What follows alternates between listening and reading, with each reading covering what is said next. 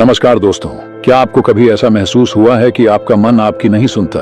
आप किसी काम पर फोकस करना चाहते हैं, लेकिन आपका दिमाग इधर उधर भटकने लगता है। आप सोचते कुछ हैं, लेकिन करते कुछ और हैं। अगर ऐसा है तो यह वीडियो आपके लिए है।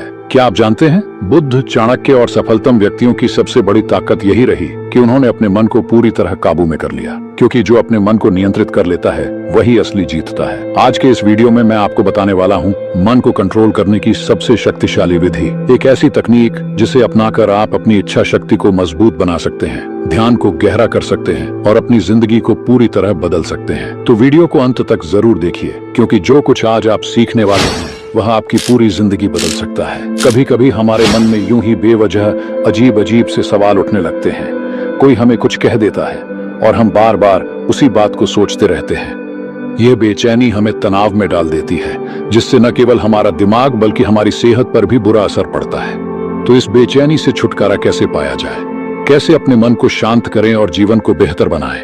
आज की इस कहानी में मैं आपको गौतम बुद्ध की 4 ऐसी शक्तिशाली आदतों के बारे में बताने वाला हूँ, जिन्हें अगर आप अपने जीवन में अपना लेते हैं तो यह आपकी पूरी जिंदगी बदल सकती है। इन आदतों को अपनाकर आप हर तरह के मानसिक तनाव से मुक्त होकर एक खुशहाल और संतुलित जीवन जी सकते हैं। तो आइए कहानी शुरू करते हैं। एक बार एक बौद्ध भिक्षु किसी पेड़ के नीचे ध्यान कर रहा था। तभी एक राजकुमार वहां आया और भिक्षु से बोला, हे महोदय, आप हमेशा कहते रहते हैं कि ध्यान करो, ध्यान करो, लेकिन मेरे लिए तो ध्यान करना तो दूर की बात है। मैं कुछ समय के लिए अपनी आंखें बंद करके शांति से भी नहीं बैठ पाता। मेरा मन इतना बेचैन है कि यह हर समय कुछ न कुछ सोचता रहता है। राजकुमार ने अपनी समस्या को आगे बढ़ाते हुए कहा, जब भी मैं ध्यान करने बैठता हूं तो विचारों का एक तूफान सा आ जाता है। बीते हुए पलों की यादें, भविष्य की चिंताएं और न जाने कितनी ही फालतू की बातें मेरे दिमाग में घूमने लगती हैं। मैं उन्हें रोकने की बहुत कोशिश करता हूं, लेकिन जितना रोकता हूं उतना ही मेरा मन और अशांत हो जाता है। नतीजा यह होता है कि मैं ध्यान तोड़कर उठ जाता हूं। इतना कहने के बाद राजकुमार ने भिक्षु की ओर देखा और विनम्रता से बोला, महोदय, कृपा करके मेरी इस समस्या का कोई समाधान बताइए। भिक्षु मुस्कुराए और बोले, समाधान तो तुम्हारे भीतर ही है, लेकिन पहले यह समझो कि तुम्हारा मन ही तुम्हारा सबसे बड़ा शत्रु बन गया है। सोचो, तुम्हारा ही मन है और वही तुम्हें कुछ देर के लिए आंखें बंद करके शांति से भी नहीं बैठने देता। तुमने इसे इतना आजाद कर दिया है कि यह तुम्हारी नहीं बल्कि अपनी मर्जी से चलने लगा है।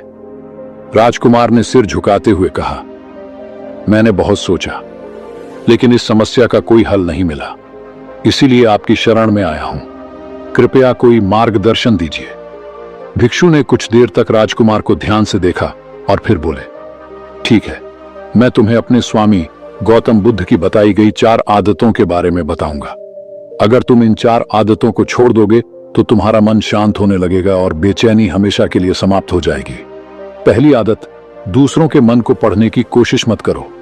भिक्षु ने कहा, तुम और तुम जैसे अधिकतर लोग यही गलती करते हो कि दूसरों के मन को पढ़ने की कोशिश करते हो। वह मेरे बारे में क्या सोच रहा होगा? क्या वह मुझसे जलता है? क्या वह मेरी बुराई कर रहा होगा? यही सोच तुम्हें सबसे ज्यादा बेचैन और परेशान करती है। अधिकतर लोग दूसरों के बारे में नकारात्मक धारणाएं बना लेते हैं। वे मेरी तरक्की से जलते हैं, वे मुझे नीचा दिखाना चाहते हैं, वे मेरी मदद नहीं करना चाहते और फिर उन्हीं विचारों में उलझे रहते हैं। इससे क्या होता है, मन अशांत रहता है, तनाव बढ़ता है और हम अपने ही दिमाग के जाल में फंस जाते हैं। इसलिए दूसरों के बारे में अनुमान लगाना बंद करो। अगर कुछ पढ़ना ही है तो अपने खुद के विचारों को पढ़ना शुरू करो। सोचो, कहीं तुम नकारात्मकता, शिकायत या दूसरों की बुराई करने की आदत के शिकार तो नहीं हो रहे? दूसरी आदत, अगर मैं असफल हो गया तो लोग क्या कहेंगे? यह सबसे बड़ा डर है जो तुम्हें रोकता है। तुम सोचते हो, अगर मैं फेल हो गया तो लोग हंसेंगे, अगर मैं गिर पड़ा तो लोग मजाक उड़ाएंगे। पर सच ये है कि लोगों का काम ही हंसना है।